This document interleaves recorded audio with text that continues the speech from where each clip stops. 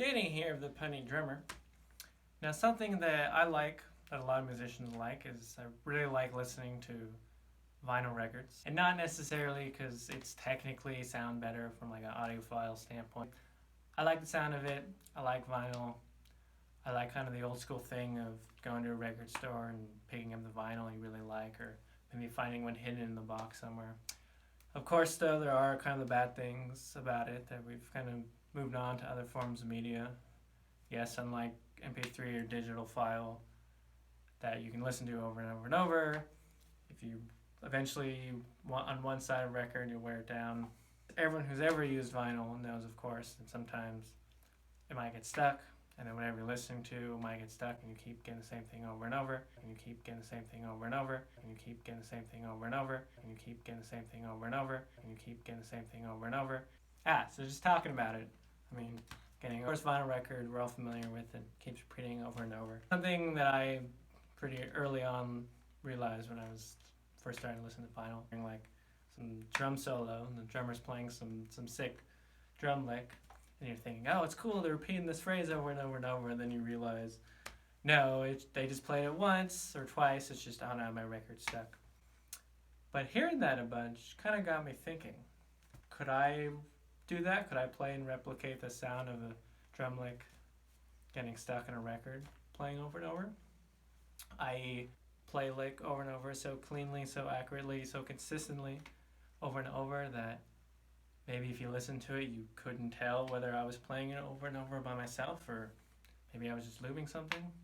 In fact, if I played it next to me taking maybe a measure of the same lick, and I literally just loop it in a DAW like Logic, and then I play the two next to each other, and then have someone listen to them, but I'm so good and so consistent that you can't even tell the difference. Is that something I can do? Something I can, I'm just... Here I am, actually at the drum set. So I actually got to figure out what lick I'm going to do. First time that I kind of heard this and realized that this cool idea of hearing a drummer do lick over and over. I think it was a Buddy Rich album that I listened to years and years ago when I first got into Buddy Rich, as many drummers do. I like kind of the general idea of it. It was very kind of snare and kind of similar. Kind of like something, kind of end of a solo, kind of build up to a climax. I like it, not too many elements, too many overtones that are going to be kind of hard to make it obvious that the looping. So let's see if we can kind of figure out an exact lick. I'm thinking like a 6-stroke roll.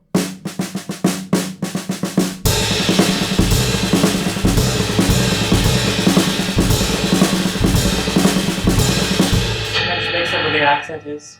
The real trick to making it sound like that, it's the same lick over and over as like record skipping, is making sure that I'm consistent, thinking about, okay, I'm hitting the same spot as the cymbal, same strength. Same thing with the snare.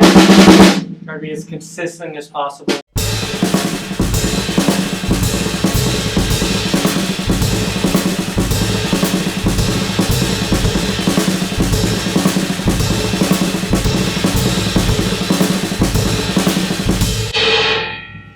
So let's say that's a lick. So let's try it. Okay, so we got our two clips. One of which is me just playing the lick over and over and over, trying to, again, replicate the sound of a vinyl that's stuck on the same thing over and over. The other clip is me just doing a measure of the lick and literally just copying, pasting, and just looping in Logic. So, I'll leave it up to you and see if we can tell the difference. So, first we have A, and then we have B.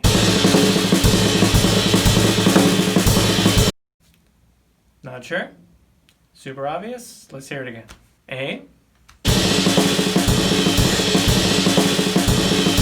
And B. If you guessed that clip B was me looping it myself, not using Logic, you'd be right. So that, of course, is just literally just listening to the clips. But let's take a look at Logic and actually see how close or different the wavelengths of these are. So here we have Logic. Open up to the session that I did to record these. right here is the track, the multiple tracks. You can see what I have 7 going for when I'm recording this.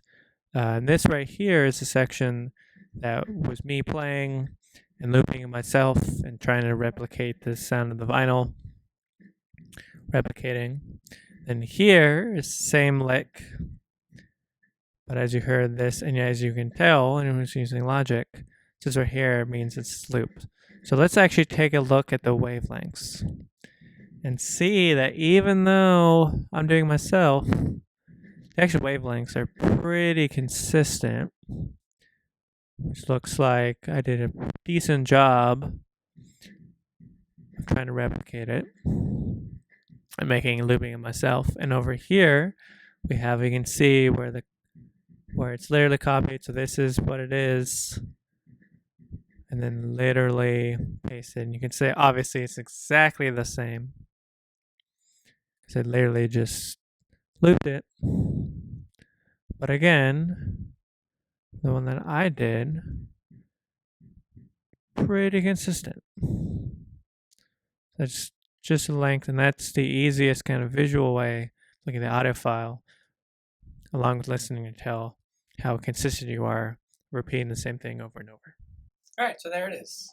Just a fun little idea I had, taking kind of one of the negative things of using vinyl records and kind of making it a little more interesting and figuring out a way of kind of applying to do something on the drums. Any vinyl you really like that you got stuck in one day and there was this kind of cool lick that ended up coming out of it, this cool part, comment down below, let me know.